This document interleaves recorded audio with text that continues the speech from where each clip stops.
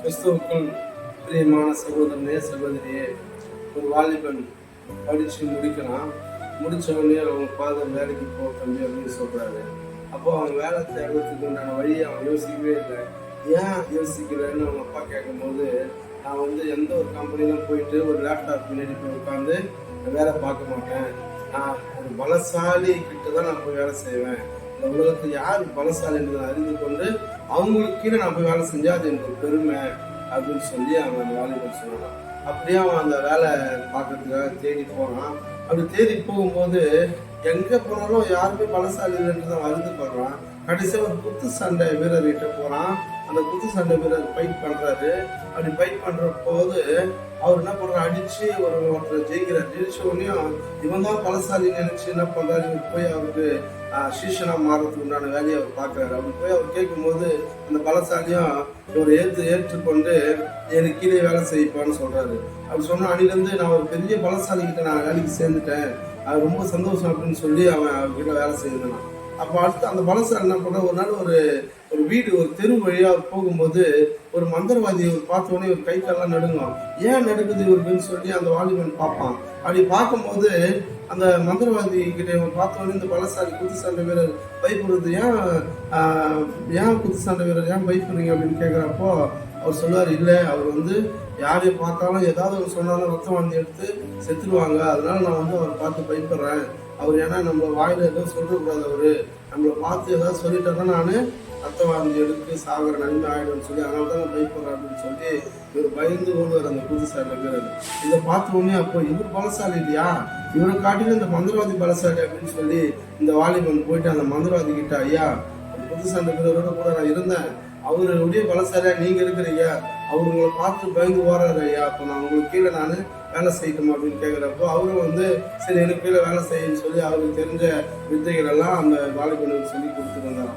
அவர் ஒரு சமயம் ஒரு தெரு வழியா போகும்போது ஒரு வீடு இருக்கும். அந்த வீடை அவர் கிராஸ் பண்ணும்போது அங்க ஒரு ஒல்லியா ஒரு மனிதர் உள்ள வல்லமை உண்டு வல்லமை உண்டு இயேசுவின் ரத்தத்தினால ஒரு பாட்டு பாடினு இருப்பாரு. அதை பாட்டு இந்த மந்திரம் கேட்ட உடனே இவருக்குள்ள ஒரு நடுக்கமோ ஒரு திகில் வந்துடும். திகில் வந்த உடனே இவர் என்ன பண்ணாரு, பயந்து எனக்கு உடம்பெல்லாம் எரியுது என்று வேகமா ஓடு வரான். ஒண்ணு இது ஒரு புத்த சண்டை வீரருடைய இந்த மந்திரவாதி பலசாலி நினைச்சா இந்த மந்திரவாதியை விட இந்த ஒல்லியா இருக்கிற மனுஷன் பலசாலி அப்படின்னு சொல்லி அப்ப இவருக்கு கீழே தான் நம்ம வேலை செய்யணும்னு சொல்லி அந்த வாலிபன் அந்த மனிதன்கிட்ட போகும்போது, ஐயா 2 பேரும் நான் பலசாலி நம்பினேன், அவங்க 2 பேரும் பலசாலி இல்லை, அவங்க எல்லாரும் ஒன்ன பார்த்து பயப்படுறாங்க, அப்ப நீங்க தான் எனக்கு ஒரு பலசாலி, உங்க கீழே நான் சீஷனா இருக்கிறேன் அப்படின்னு சொல்லி அந்த ஒல்லியா இருக்கிற மனிதன்கிட்ட கேட்கும் போது அவர் சொன்னா, நான் பலசாலி இல்லை, அன்றாகி இயேசு கிறிஸ்து தான் பலசாலி இந்த உலகத்துல, நீ அவருக்கு விசேஷனா மாறு, எனக்கு விசேஷனா நீ மாற தேவையில்ல அப்படின்னு சொல்லணும். அப்படி இயேசு ஒரு பலசாலி, அவர் யாருன்னு கேட்கும்போது அவர் தான் வானத்தை பூமி உண்டாக்குன கர்த்தர் அப்படின்னு சொன்னார். அப்போ அவருடைய சீஷனா மாறினா என்ன செய்யணும் அப்படின்னு கேட்கும்போது அவர் இயேசுவின் அன்பு அவருக்கு சொன்னார். அந்த வாலிபன் சொல்லி அவர் இயேசு கிறிஸ்துவை ஏற்றுக்கொள் அப்படின்னு சொன்னா அவர் ஏற்றுக்கொண்டு ரட்சிக்கப்பட்டார். ரட்சிக்கப்பட்டோன்னா அவருக்கு கீழே நான் வேலை செய்யணும்னா நான் என்ன செய்யணும்னு சொல்றப்போ அப்போ அவருடைய வசனத்தை நீங்கள் போய் சகல ஜாதிக்கும் சுவிசேஷம் அறிவித்து என்னுடைய சீஷன் ஆக்கணும்னு சொன்ன அந்த வசனம் சொன்னோடனே இவர் சீஷனா மாறி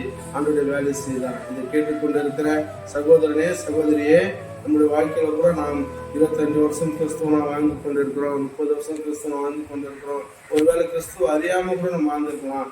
இன்றைக்கு இயேசு கிறிஸ்துவை ஏற்றுக்கொண்ட நீங்கள் நானும் அவர் சீஷனா மாறுறோம். எப்படி ஒரு பலசாலி எனக்கு தேவைன்னு சொல்லி அந்த வாலிபன் போய் ஒரு புது சண்டை வீரரை பார்த்து அவரு கீழே வேலை செஞ்சா அவரு பலசாலி இல்லைன்னு தெரிஞ்சது. அது மாத்திரம் இல்ல, ஒரு மந்திரவாதி கீழே போனா அவரு பலசாலி நினைச்சு அங்க போனா அவரும் பலசாலி இல்லைன்னு தெரிஞ்சு போச்சு. அப்ப ஆண்டராகி இயேசு கிறிஸ்து மாத்திரம் தான் பலசாலி என்ற உலகத்துல என்ன அறிந்து கொண்டவனே அவன் இயேசு கிறிஸ்து ஏற்றுக்கொண்டு ரட்சிக்கப்பட்டு இயேசுவின் விசேஷனா மாறி அவரோட வேலை செய்தது போல இன்றைக்கு நீங்கள் நானும் இயேசு கிறிஸ்து ஏற்றுக்கொண்ட நீங்கள் நானும் அவருடைய சீஷன் அவருடைய வேலையை நாம் செய்து கொண்டிருக்கிறோமா? அந்த வேலை என்ன? ஆண்டவராகிய இயேசு கிறிஸ்து கிட்ட முடியாத காரியம் ஒன்றும் இல்லை. அவரால் இந்த அண்ட சரசரம் படைச்ச ஒரு தேவன், அவரு இந்த வானத்தை பூமியை உண்டாக்கின ஒரு தேவன், அவரால் முடியாத காரியம் ஒன்றும் இல்லை. அதனாலதான் ஒரு பலசாலின்னு நான் நம்புறேன்னு சொல்லி அந்த வாலிபன் எல்லாருக்கும் சொன்னாங்க. இன்றைக்கோ நாமும் அதே இயேசு கிறிஸ்துவ நாம் வணங்கி கொண்டிருக்கிறோம். அப்போ நீங்கள் நானும் அவரை ஏற்றுக்கொண்ட நீங்கள் நானும் என்ன வேலை செய்து கொண்டிருக்கிறோம்? அப்போ இன்றைக்கு என் குடும்பத்துக்கு மாத்திரம் நான் உழைச்சி என் குடும்பத்துக்கு என் பிள்ளைகளுக்காகவே நான் வாங்கி கொண்டிருக்கேன்னு நினைச்சீங்கன்னா இன்றைக்கு ஒரு திருமணம் எடுங்க. உலகத்துல அதெல்லாம் தேவைதான். இந்த காட்டிலும் மறுமைக்கும் நித்திய ஜீவனுக்கு போகணும்னா ஆண்டோடைய வேலையை செய்யணும். அந்த வேலையை செய்யும்போது நீங்கள் நானும் அவருடைய சீஷனமாகும். கர்த்தர் உங்களை என்னை ஆசீர்வதிப்பாராக. ஆமென்.